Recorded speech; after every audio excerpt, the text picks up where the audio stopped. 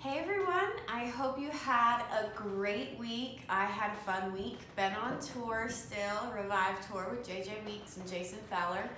And I'm home right now. Just got home to some Nashville snow, which if you know about Nashville snow, you know that it's not really snow. There's just a little bit, but it's kind of fun. And a lot of schools got out today, which is kind of funny. But yeah, so just been a good week. But I really wanted to talk to you guys today about the power of words. And I know I've spoken to you about this before, but I wanted to kind of approach it from a different angle. Last time I spoke about speaking out life and calling out the good in others. And this week, I just really wanted to focus on the different ways that we may unintentionally speak out death. And so to start off, I'd like to read from Proverbs 18 verse 21, which says, "The tongue has the power of life and death, and those who love it will eat of its fruit."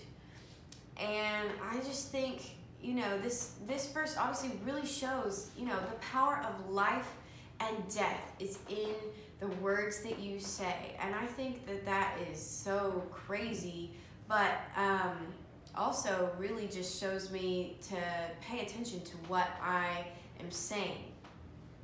The Bible also says, "Gracious words are a honeycomb, sweet to the soul and healing to the bones," which is Proverbs 16:24. And then in contrast, it also says, "Set a guard over my mouth, Lord. Keep watch over the door of my lips," which I think kind of really tells that we need a guard, because we can often unintentionally speak death when gracious words give life, kind words give life. But if we are not careful, if we are not guarding ourselves, we can speak out death and we can speak out things that destroy.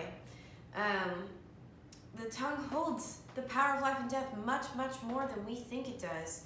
And I really wanted to read you guys this story from Mark. So it says, "The next day they were leaving Bethany. Jesus was hungry. Seeing in the distance a fig tree and leaf, he went out to find if it had any fruit. When he reached it, he found nothing but leaves, and because it was not the season for figs. And then he said to the tree, 'May no one ever eat of your fruit again.' And his disciples heard him say it." Skipping down a few lines, it says, "In the morning, as they went along, they saw the fig tree withered from the roots.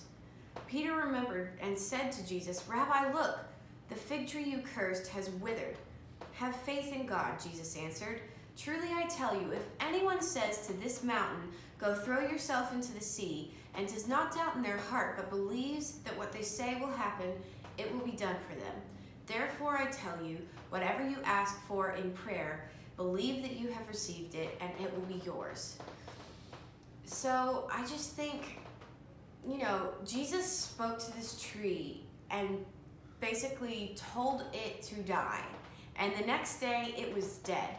And I think we glance over this really quickly because he's God, and sometimes we just use that as an explanation, but there are great power in words. And he said, whatever you ask for and believe in my name, you will receive it. If you tell the mountain to go throw itself into the sea, it will be done. And I think a lot of the time we think of that verse as metaphorical, like, oh, this great mountain I'm facing, I am going to throw it into the sea in Jesus' name. And I think that is absolutely great. I think you should definitely keep telling those mountains to move. But I think there's a lot of power in your words. And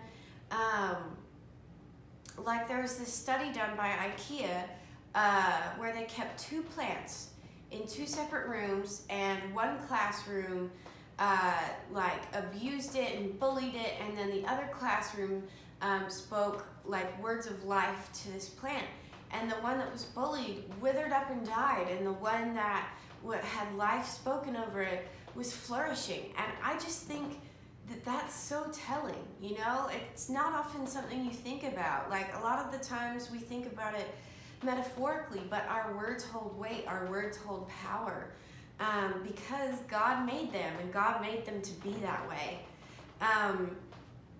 So what are the things that you're speaking over yourself right now? What are the things you're speaking over your situations? Because oftentimes I accidentally speak death over myself, like, oh my gosh, I'll never get that part, or I'll never get that job, or I'll never get that promotion, or I'll never get that test right, or I'll never be able to juggle, or, that one seems silly, but you're speaking death over yourself. And the more you speak it over yourself, the more it'll come to be. And if you really want to juggle, but you're saying, I'll never juggle, you'll never juggle, because you'll never believe that you can. And there's power in what you say.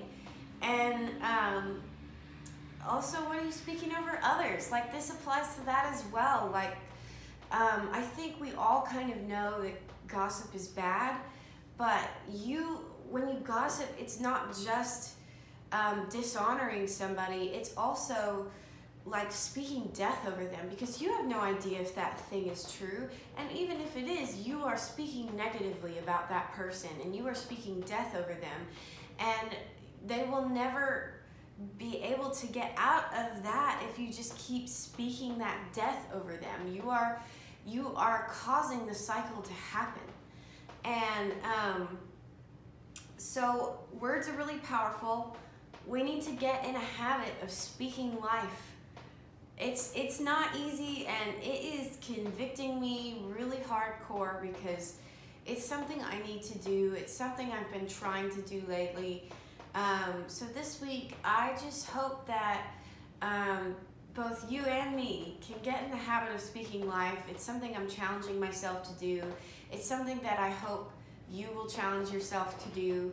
But I did want to close with this one last verse, and it says, "And they overcame him by the blood of the Lamb and by the word of their testimony," which is Revelation 12:11.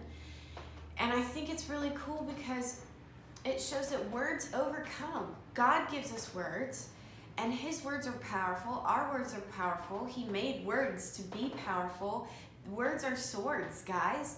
And it says in Scripture, I mean, you can't get any clearer than that. It says in Scripture that your words overcome, that words hold the power of life and death. So I just hope this week that we all think a little bit more seriously about the words that we're saying.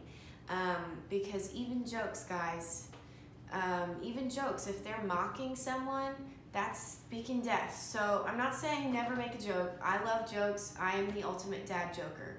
But just be careful and be aware of the things that you're saying. I love you guys. If you like this video, don't forget to give it a thumbs up and hit that subscribe button, turn on notifications.